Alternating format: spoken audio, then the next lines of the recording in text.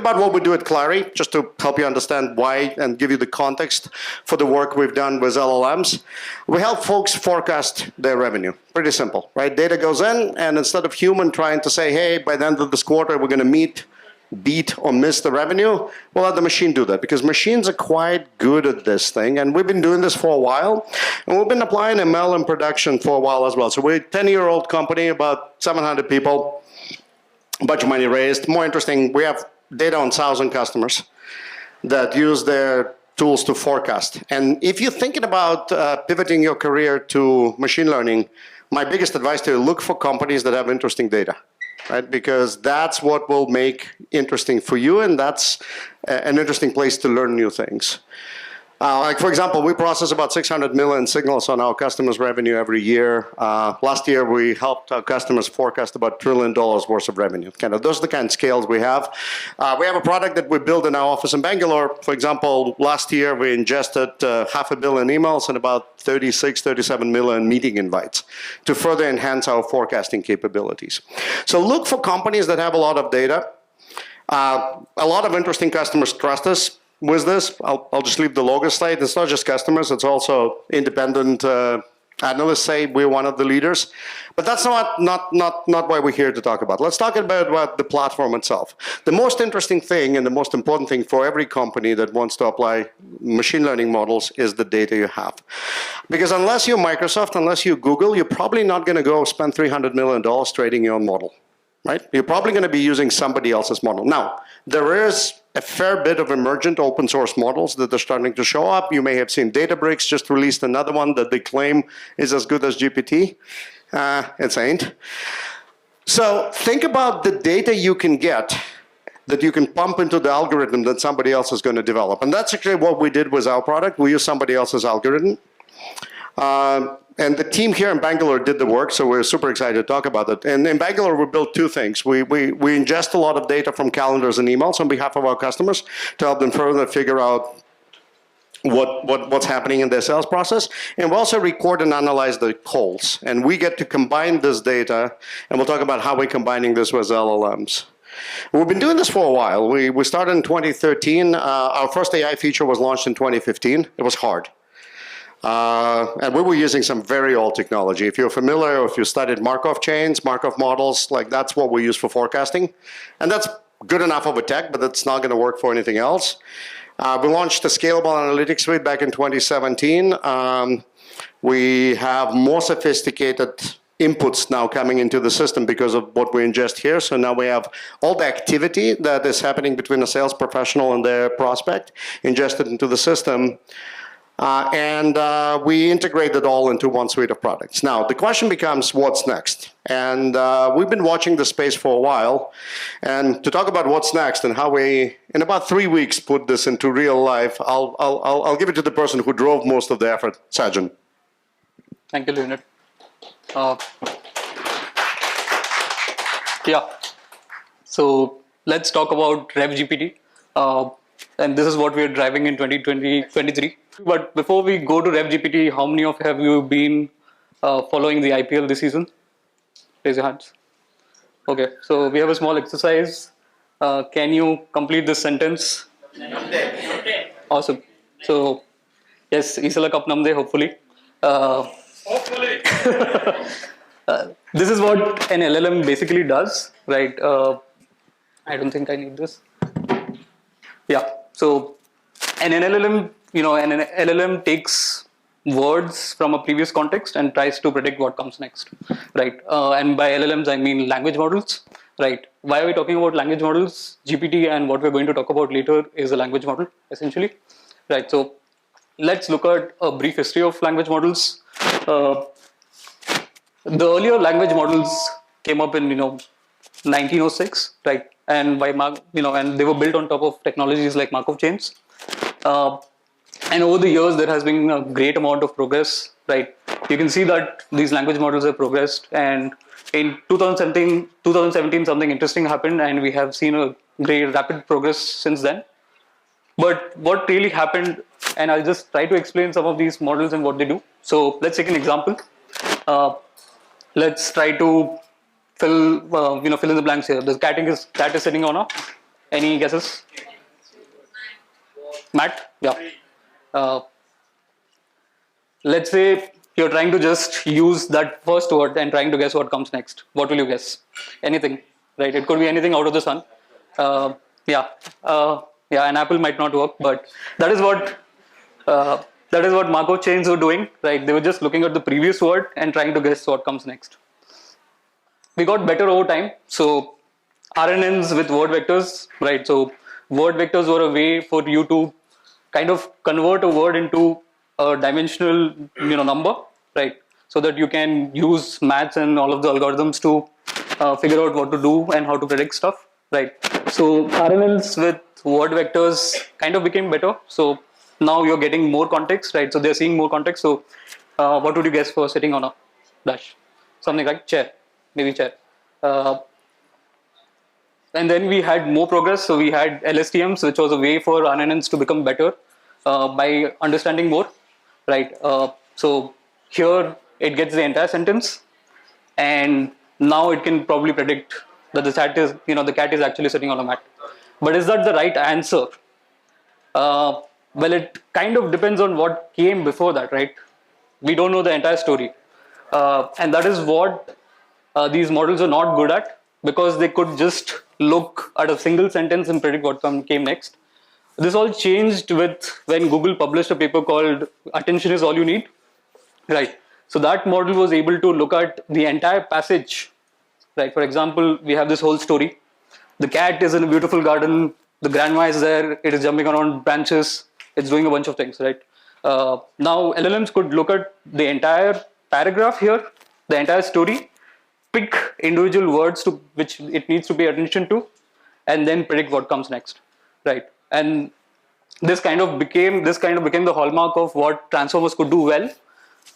The other interesting thing about transformers was that they were modular, so you could kind of bunch them all together and train it on a lot more data and make it learn more and use more context. So now with this story, the prediction could be something like, the cat is sitting in the garden or cat is sitting on a branch, right? So the kind of things that these models can do now is fantastic. And really the transformers led to the birth of large language models as we know it today, right? Because transformers made it possible for us to, train on larger set of data. And that is what happened with GPT. GPT was trained on all of internet's data, right? So let's look at what GPT can do today, right? And these are some of the benchmarks on how GPT performs against the state-of-the-art models, right? As you can see, it can do a really good job. Sometimes just a better job, like 67 versus 65 against the state-of-the-art models. But it clearly can outperform the state-of-the-art models. But the interesting thing is not just the accuracy; it is the fact that it can do it without any training, right? And that is a big deal, because earlier, how many of you have worked on building your own ML models, right? We all know how much of a pain it can be collecting data, cleaning the data, and then spending thousands of dollars, maybe more, to train your data or train your model on that data, right? So all of that is now possible with just an API call, and you get the state-of-the-art results. So in essence, the hype is real, right? We have been hearing a lot about it, but I would like to say that the hype is real because A, these models can handle larger contexts. B, they are available as an API. You don't have to train them, host them. C, they beat state of the art. And the biggest space is that they can do that without any training, right? That is one of the fundamental reasons why the hype is real. And now that we have kind of covered that part, let's talk product and what kind of features can we build with it, right? What are the implications of this? I think there's going to be a gold rush, and this is like a gold mine. You can do a lot of things, interesting things with it, and you can do it very quickly, right, in record time. So I'll talk about a feature that we built, but before we go there, let's see what some of the early adopters of this technology are doing. So a good use case is summarization, and we'll talk about summarization a little bit more in the later half of this talk. But this is an example of Google taking a conversation thread and summarizing it for you, because who wants to go through the entire conversation thread? This is intercom building Q&A, so it can look at all of your support articles and answer a question easily, so that your support people don't have to take all the regular questions. This is Microsoft with Copilot helping you write a PPT. Again, a painful task, right? This was not easy to do, and it can do it for you automatically. So that is a great use case. And this one is a more universal use case. So even if you're not working with text, even if you're not helping people generate content, you can still reimagine the way your people interact with your app with something like a chat-based UX, right? So here is an example of ChatSpot where instead of me clicking around and finding something, I can just type in a query and get answers. So that's a lot of what the early adopters are doing. What are we at Clary India working on? So as Leonid mentioned, we have been at the forefront of all of the great work that the Clary team has been working on. And for the last few months, we have been really thinking hard on how we should use LLMs in our product. So I'm going to talk about one of the features that we built in around 2 weeks, right? And how we built it. So before we go there, I want to explain or give you all a little bit of context on what Wingman is and what conversation intelligence in general is. But before that, how many of you have had to write meeting notes in a meeting notes before? Right? We all know how painful it can be. So Wingman kind of solves that problem at the core. We do it for salespeople, right? But what Wingman is doing is basically recording your call, transcribing it automatically for you, so that you don't have to write meeting notes. You can very quickly go back to a recording and review it. So this is kind of what the call review screens look like. We also automatically detect topics and a bunch of things. But in the context of the new AI models that are available, one of the things that we wanted to do was see if we could use these models to really make this workflow of reviewing calls in an order of magnitude better, right? And we thought, why not take this transcript? We already have a lot of text being generated here because we're recording the call and transcribing it. Why not take this transcript and ask GPT to summarize it? And that is what we kind of did. So with smart summaries, you get a description of the call, right? A very quick summary of what happened in the call, so that you don't have to spend 15 minutes or 20 minutes reviewing the call. You can just read through it and understand what happened. The other interesting thing is that it can also list down the action items for you, so that you don't forget them, right? And the chances are that if you drowse off in the middle of your meeting, you might have probably missed a few action items. So we catch them for you. So let's talk about the engineering part of this. As I said, we did this in 15 days, and that is not a testament to how fast we built, although we do a good job of that. It is more a testament of how good these LLMs have become and how easy it is to use them, right? But there's still some interesting challenges that we came across. So one of the things was that when we have the call transcript, all we probably need to do is send it to ChatGPT and get a response back. But the call transcript itself is too big, right? And as we know, the APIs can't take too much text, right? There is a limit to the tokens. So what we first need to do is split it into chunks, right? We had to do it carefully. We couldn't break it in the middle of a sentence to preserve context. And then we sent it to ChatGPT, right? We sent it to the GPT APIs. We got summaries for those individual parts of the call. And then we got a decent summary. It was incoherent, right? Because you're kind of taking summaries of different parts of the calls and combining it together. It was okay. But what we could do then is send that to the ChatGPT or the GPT APIs and then get the final summary, right? So that is what we did. And if you look at a lot of this, there isn't a lot of there's a little bit of clever engineering involved, but most of it is API calls, right? But the interesting part here is the things that you see here, right? Basically, what is this? This is you have to kind of instruct GPT to do something for you, right? And that is one of the things where you face a lot of challenges, and that is the realm of prompt engineering. I like to define prompt engineering as the art of talking to a robot and hoping that it listens to you, right? Because, yeah, that's the truth. you're no longer working with deterministic code, you're working with a robot. So you have to really hope it listens to you. You can also improve and come up with a few strategies on how you can, really make it listen to you. Before we go into some of our learnings with GPT and with prompt engineering, I'll just give you an example of what the summarization prompt look like. This is an early version, right? And yeah, actually, I'll just give you all of the 30 seconds to read through this.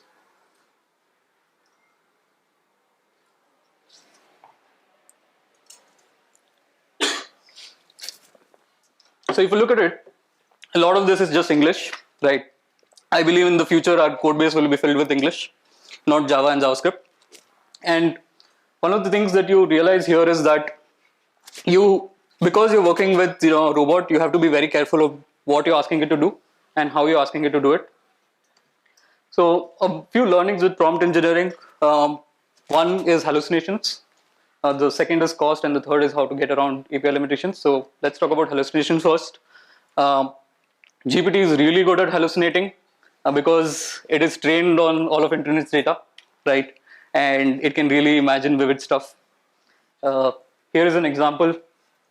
So if you ask it to describe how photosynthesis works in animals, it will tell you, and it will bullshit very strongly, right? Furloplasts. So how do you get around that? Clearly, in some cases, when you're writing fiction, that is useful. But when you're writing meeting summaries, we don't want that. So you have to be intentional with your prompt. Request it to not be too imaginative, right? And some of the things that you can do is, hey, give me a factual explanation. Use only the data that you've been provided, and the data that you've been, that is present here. That is one way. The other is try to find some ways in your prompt itself that are encouraging hallucination. So this was an interesting one. We had this problem where if a meeting ended very quickly in a minute or so, right, it would just have a one-line summary. Hey, Sajjan joined the call, no one attended.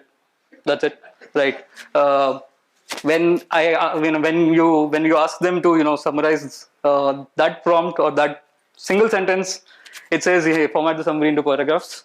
It's reading this word paragraphs and making its own story, right?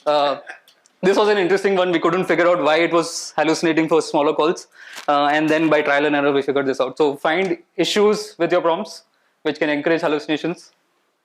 Then there are also things like grounding. So you try to give it more context. Right? This doesn't apply in the summarization context because we have given it all the context. But in some other cases, you need to give it more data so that it's relying on that data and not trying to imagine things. The other thing that you can do is give it examples. So this, give it as many examples as possible, but try to not give too many because that will, add to your costs. So those are some of the examples, some of the ways in which you can handle hallucinations. Let's talk about costs, right? So these APIs cost a few cents per API call, right? And that can be a little difficult to justify to your CTOs. Right, although we all want to build cool stuff, there is definitely a reality of managing the costs, right? So we could do something like this and this will work great. Like we could send it 3 prompts or 3 requests saying, hey, give me the summary of the call, give me the action items of the call, give me the topics discussed, right? But what you really want to do is try to condense that into one request. So, hey, do all these 3 things, right? But you have to kind of balance it. You can't ask it to do 15 things at once, right? Then it will do an equally bad job at all of them. So that is one way to handle costs. This is again something that you have to be careful about, but try to ask it to do enough number of things so that you're reducing your API requests. The other thing is GPT is good at giving you answers in English, but our computers don't understand English, right? Unless you have another GPT at the other end, right? But that will come in the future. So now you want a desired format. You want it to, return you JSON or something like that. So you have to be very intentional about it. You have to, ask it to respond only in JSON format. Like keep requesting it to do that, and specify the entire format. So, say, hey, reply in JSON format, and then, give it the exact JSON format. And one of the interesting things is that if you're giving it names that are meaningful and not just just keys and something like that, ABC, it can actually understand from the name itself that you want the full summary. So your prompt becomes a little more cheaper. The other thing that you want to do is edit your prompt, and this is an interesting thing. What happens is the first prompt you'll get it right with a few iterations, but once you have deployed this to production, you want to change your prompt, you want to iterate on it, and that is when it becomes tricky, because you don't know what in the prompt was being interpreted by GPT and how, right? So you're like kind of working with indeterministic code here, right? So you have to prompt GPT, or you have to edit your prompt ruthlessly. So while a prompt like this whole paragraph could do a good job, you should be ruthlessly removing everything that it's not needed, so that your prompt is as lean as possible. Because when you're making iterations and changing your prompt, you want to be very sure that you're only adding stuff and you know how exactly it's listening to you. That's one of the things that you'll need. But the other thing, when you're iterating in production, as we've learned over the last couple of weeks, is that you also want to build ways to validate output, right? And this can be something as simple as having more examples and testing and seeing if the new prompt covers all of those examples. But because the output is again subjective, it's a summary of the call, it's not an easy thing to do, right? So this is one of the things that we are learning as of now, because this is still early. So, but we'll definitely need more ways to validate the output, and maybe we'll use GPT again to validate the outputs, right? Because that is probably the easy way to do it. But once you roll this out, prompt engineering will get difficult. You will not have ways to control how GPT interprets your prompt. So you'll need to edit ruthlessly, and you'll need to build ways to validate prompts. The final learning, a lot of people have building on top of GPT, and it might seem like they're getting on the hype train, they're building things just to sound cool. But once you start seeing the user impact that this has, right? You kind of have to believe, and once you do this, you'll believe it. Now, after we launched this for the last 2 weeks, I've been hearing a lot of feedback about the summaries. They're usable. People want more stuff, right? And people will want more stuff. Humans are like that.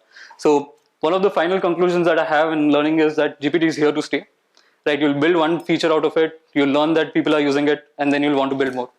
So GPT is here to stay, and we are doing a lot of work with GPT in our roadmap, right? We're taking all of the learnings that we had with smart summaries, applying them to create automated follow-up emails, so that now that we have the summary, we can create a follow-up email for you, so that you don't have to do that yourself. You can still edit it, right?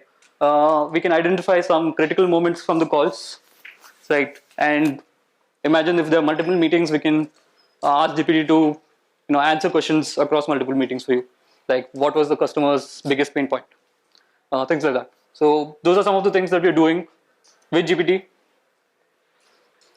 In conclusion, this is, as Leonid was saying, this is the next wave, and it's kind of important that we here take notice of this next wave and start thinking of ways in which it applies to us, because the LLM hype is real. There'll be a fundamental shift in the way we think about products, build products, and it's here to stay. So yeah, that's the conclusion. Thank you.